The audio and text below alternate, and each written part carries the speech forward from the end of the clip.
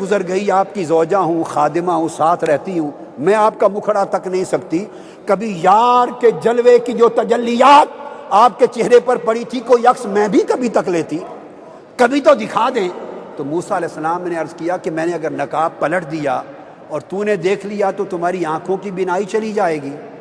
اور وہ عاشقہ تھی، عاشقہ تھی۔ عرض کیا میں ایک آنکھ پہ ہاتھ رکھ لیتی ہوں اور میں جلوہ کر لوں، بھلے ایک آنکھ چلی جائے گی، کوئی بات نہیں۔ ایک ہاتھ پہ ہاتھ رکھ لیا آنکھ پر۔ موسیٰ علیہ السلام نے نقاب پلٹا، دیدار کیا، وجد میں آ گئی، آنکھ چلی گئی۔ جب آنکھ چلی گئی تو کھڑی ہوئی، کہنے لگی خدا کے نام پر ایک بار پھر دکھا دے۔ پوچھا کہ اب ایک آنکھ تو چلی گئی، ایک بچ گئی، کہنے لگی یہ بھی جانے دوں گی، مگر جو لذت اس ایک دیدار میں آئی تھی وہ لذت ان آنکھوں کے رکھنے میں نہیں، بھلے چلی جائیں مگر ایک بار تکا دیں۔ موسیٰ علیہ السلام نے پھر نقاب پلٹا، اس نے ہاتھ اٹھایا، دوسری آنکھ بھی چلی گئی۔ جب چلی گئی تو اب عرض کیا حضرت موسیٰ علیہ السلام کو کہ یہ تو میرا مطالبہ تھا، اب آپ دعا کر دیں کہ مولا سے کہ مجھے بدل کے آنکھیں وہ دے دے کہ جو تجھے تکتی رہیں اور جائیں بھی نہ۔ تو موسیٰ علیہ السلام نے پھر دعا کی تو اللہ نے وہ آنکھیں دے دی جو ہر وقت تکتی تھیں۔ یہ جواب تھا لن ترانی، یہ نہیں کہ مجھے دیکھا نہیں جا سکتا، جواب تھا تیرے پاس وہ آنکھیں نہیں جو مجھے دیکھ سکے۔ تو موسیٰ علیہ السلام نے وہ آنکھیں لے کر دے دی جو حضرت موسیٰ کو تک سکیں۔ وہ آنکھیں حضرت موسیٰ کی تھیں اور ان کی زوجہ کی تھیں۔ اور اے خوش نصیبو، ادھر مدینہ پاک کی سرکار کا بھی عالم دیکھو، ان کو وہ آنکھیں دیکھی، وہ طور کی تجلی دیکھ نہ سکتی تھی۔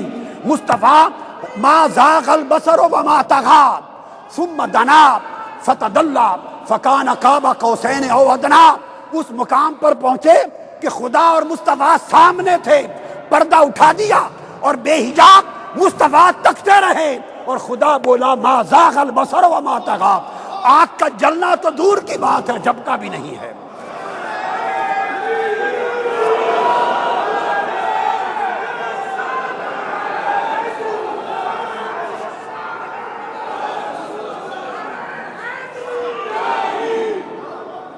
دوستان مکرم، ابھی محبت کے باب میں توحید کا ذکر چھڑا ہوا، ابھی توحید ہو رہی ہے، یہ توحید ہے۔ وہ آنکھیں دیں جو پھر لازاغ تکتی رہی۔ تو یہ سب کیسے ہوتا ہے؟ جب انسان موافقت میں قربانی دیتا ہے، قربانی دیتا ہے، قربانی دیتا ہے تو اللہ پاک قربانی رائے گاہ نہیں جانے دیتا، اس کے بدلے بہت کچھ عطا کر دیتا ہے۔ اب اسی طرح کی قربانی سیدنا ابراہیم علیہ السلام نے بھی دی، اور اس کو یہ حضور بابا فرید الدین گنج شکر، حضور داتا گنج، یعنی بعد کے لوگوں نے تو لکھا، مگر تیسری صدی چوتھی صدی کے آئمہ امام دیلمی نے لکھا ہے کہ ایک روز ابراہیم علیہ السلام کے پاس بکریوں کے 300 ریوڑ تھے۔ کتنے ریوڑ تھے؟ 300 ریوڑ تھے ابراہیم علیہ السلام کے پاس، اور وہ ان کو چرا رہے تھے۔ 400 ریوڑ، 400، اور فرشتے دیکھ رہے تھے۔ اب فرشتوں نے عرض کیا باری تعالیٰ یہ اتنا دنیا دار ہے، ابراہیم علیہ السلام تیرا بندہ 400 ریوڑوں کا مالک، اور تو نے اسے اپنا خلیل بنا رکھا ہے، تو نے ایسے ابراہیم کو خلیل بنا رکھا ہے، 400 ریوڑوں کا مالک، اتنا دنیا دار، اور کوئی نہیں ملتا تھا تجھے خلیل بنانے کے لیے؟ اللہ پاک نے فرمایا ایسے نہ کہو، جا کے ذرا میرے ابراہیم کو آزما لو، 400 ریوڑ تو ہیں مگر آج اس کی محبت کو آزما لو۔ جبرائیل امین کو بھیجا، باری تعالیٰ کیسے آزماؤں؟ فرمایا انسانی شکل میں چلے جاؤ اور جا کر میرا نام لینا، اس کے سامنے کھڑے ہو کر پھر دیکھنا۔ جبرائیل امین آئے انسانی شکل میں، ابراہیم علیہ السلام ریوڑوں کے ساتھ بیٹھے تھے پہاڑ کی چوٹی پر۔ جبرائیل امین نے آ کے بآواز بلند آواز دی، اللہ اکبر، آواز دی، اللہ کا نام بلند کیا۔ امام دیلمی کی روایت میں یا قدوس کے لفظ آئے ہیں، الگ الگ لفظ آئے ہیں۔ اللہ اکبر کہا، ابراہیم علیہ السلام تڑپ اٹھے، تڑپ کے نیچے آئے، اور کہا میرے محبوب کا نام کس نے الاپا ہے؟ ہائے ہائے، کس نے الاپا ہے میرے محبوب کے نام کا ترانہ کس نے گایا ہے؟ ایک شخص کھڑا تھا، جبرائیل امین تھے، کہا میں نے۔ فرمانے لگے مجھے ایک بار یار کا نام پھر سنا دو۔ انہوں نے کہا پہلے تو میں نے اپنی مرضی سے الاپا، اب تمہارے مطالبے پہ نام جو لوں تو کیا دو گے؟ فرمانے لگے 400 ریوڑ ہیں، آدھے 200 ریوڑ دے دوں گا، ایک بار نام سنا دو۔ آپ نے دوبارہ اللہ اکبر کہا، 200 ریوڑ دے دیے۔ جب چلنے لگے جبرائیل امین تو پھر پکڑ لیا پیچھے سے کہ جاتے جاتے ایک بار اور سنا دو۔ اس نے کہا اب کیا دو گے؟ کہتے ہیں جو 200 بچ گئے ہیں یہ بھی لے جانا، ایک بار یار کا نام سنا دو اس لے میں۔ اب آپ کو سمجھ آئی ہم خاص لحن میں قرآن کا نغمہ ہو یا حضور کی نعت کا کیوں سنتے ہیں؟ کیوں سنتے ہیں؟ یار کا نام ہو اور پھر لحن کے پیار کے ساتھ پڑھا جائے تو پھر اس کا یہ بھی سنت ابراہیمی ہے اور سنت محمدی ہے۔ بلا لیا انہوں نے، پھر اللہ کا نام لیا، آپ نے بقیہ 200 ریوڑ بھی دے دیے۔ وہ چل پڑے، دوڑے پیچھے سے، پھر پکڑ لیا، جانے والے ایک بار پھر سنا دو۔ اس نے کہا تمہارے پاس تو اب بچا ہی کچھ نہیں، 400 ریوڑ تھے سارے میں نے لے لیے، اب جو نام سناؤں تو اب کیا دو گے؟ تو فرمانے لگے میں جو بچ گیا ہوں، تمہیں کسی نوکر کی بھی ضرورت ہوگی مجھے چرواہا بنا کے لے جاؤ، چرواہا بنانا، تمہاری بکریاں چراتا پھروں گا، یار کا نام سنا دو۔ تو انہوں نے اللہ کا نام لیا، پھر تو خود نوکر بن کے ساتھ چل پڑے کہ چرواہا بنا لو۔ جبرائیل امین پلٹے، فرمایا عرض کیا باری تعالیٰ اسے خلیل بنانا تیرا حق کا فیصلہ تھا۔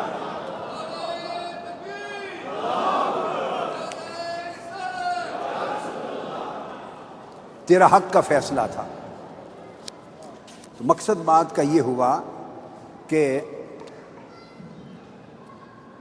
محبت نہ غریبی کا نام ہے نہ امیری کا نام ہے، نہ جھگی اور جھونپڑی میں رہنے کا نام ہے، نہ محلات اور گاڑیوں میں چلنے رہنے کا نام ہے۔ محبت تو قلب کا ایک تعلق ہے جس میں انسان سب کچھ قربان کرنے پہ تیار ہوتا ہے۔ میں آپ کی تربیت بھی کر رہا ہوں، ہم محبت کے دعوے دار ہیں، ہمیں اپنے گریبانوں میں بھی جھانکنا ہے۔ آقا علیہ السلام کی محبت کے دعوے داروں، ہمیں حضور سے محبت کا دعویٰ ہے، وفا کتنی ہے، قربانی کتنی ہے، موافقت کتنی ہے، تعلق کتنا ہے۔ اگر موافقت کا فیصلہ کر کے جاؤ تو کم سے کم مخالفوں کا تانا ہی کم ہو جائے گا، تانا کم ہو جائے گا۔ اور پھر محبت کی خوبی یہ ہے کہ جب محبت ہو جاتی ہے تو موافقت کے ساتھ محبوب کے حکم پر عمل کرنے کا ہر بوجھ اتار دیتی ہے، بڑا سے بڑا مشکل کام بھی آسان ہو جاتا ہے۔ یہ محبت کی آسانی، مشکل کام آسان ہو جاتا ہے۔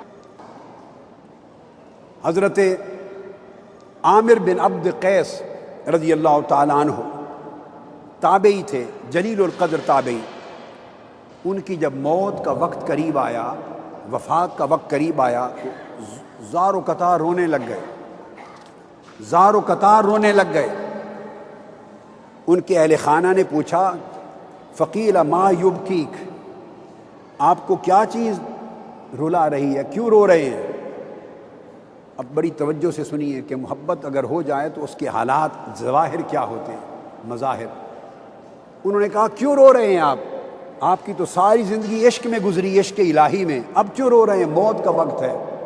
فرمانے لگے خدا کی قسم 2 باتیں رلا رہی ہیں، مجھے نظر آ رہا ہے، مجھے جنت دکھائی جا رہی ہے، جہاں میرا ٹھکانہ جنت دکھائی جا رہی ہے، رو اس لیے رہا ہوں کہ جب شدید گرمیوں میں ظہر کی نماز کے لیے کھڑا ہوتا تھا تو گرمی کی شدت میں نماز ظہر پڑھنے میں جو لذت آتی تھی، اور سردیوں کی سخت راتوں میں جب تہجد کے لیے وضو کرتا تھا ٹھنڈے پانی سے تو جو لذت اس تہجد کیے ٹھنڈے پانی کے وضو اور گرمیوں کی شدت میں نماز ظہر میں آتی تھی، وہ دونوں چیزیں جنت میں نظر نہیں آ رہی ہیں، اس لیے رو رہا ہوں۔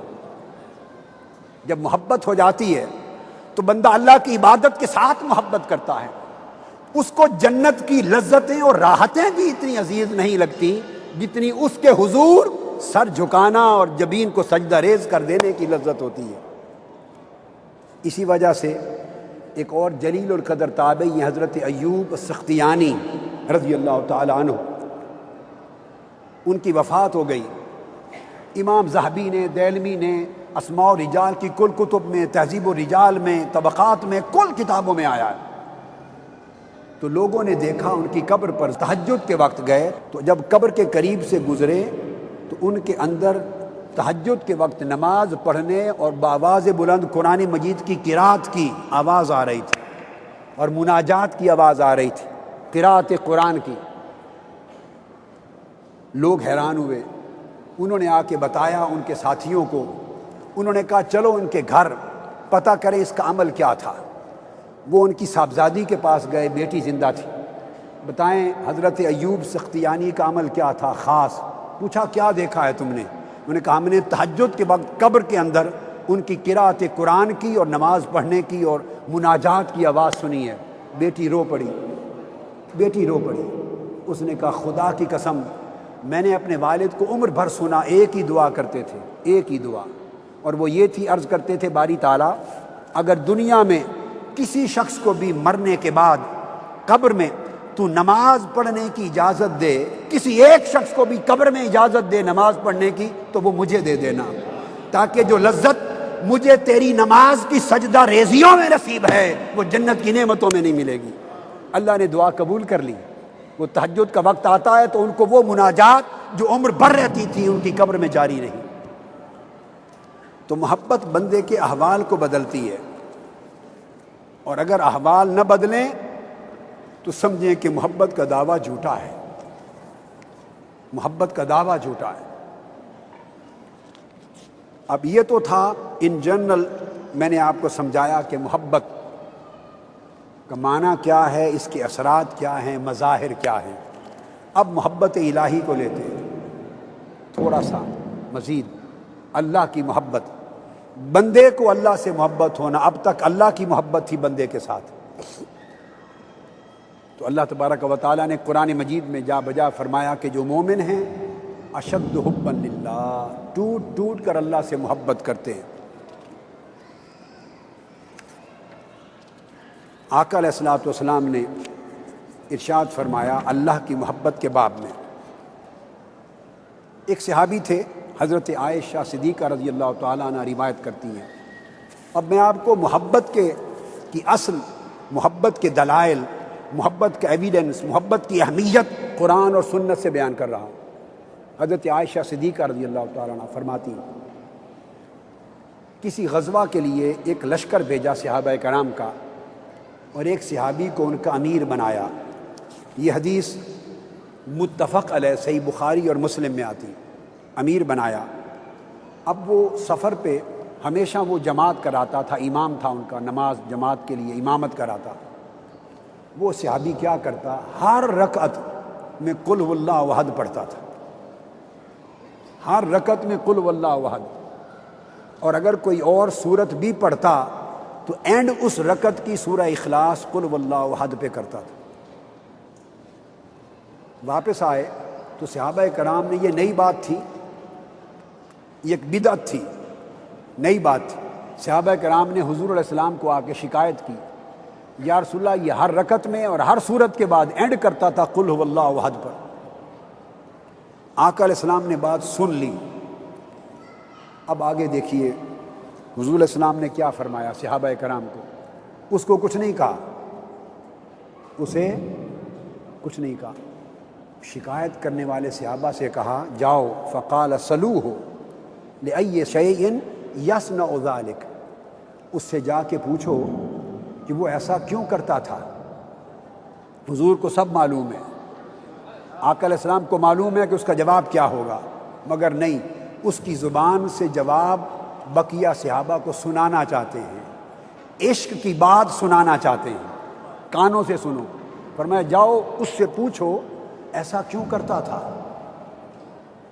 وہ اس کے پاس گئے، فسألوہ، آقا نے بھیجا ہے اور ہم پوچھتے ہیں ایسا کیوں کرتے تھے۔